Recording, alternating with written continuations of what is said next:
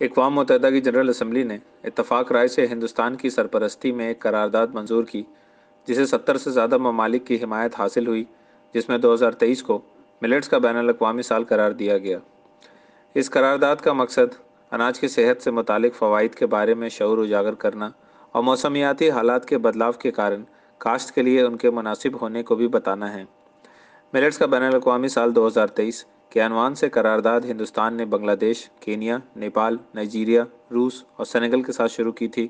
اور اس کے 70 سے زیادہ ممالک نے مشترکہ تعاون کیا تھا۔ 193 رکنی جنرل اسمبلی نے متفق طور پر اس قرارداد کو منظور کیا، جس میں 2023 کو ملیٹس کا بین الاقوامی سال قرار دیا گیا۔ اقوام متحدہ میں ہندوستان کے مستقل نمائندے ٹی ایس ترمورتی نے اس بات پر زور دیا کہ اس قرارداد کا بنیادی مقصد ملیٹس کے استعمال سے متعلق غذائیت اور صحت سے متعلق فوائد اور منفی اور براہ راست پالیسی کارروائی کرنا ہے۔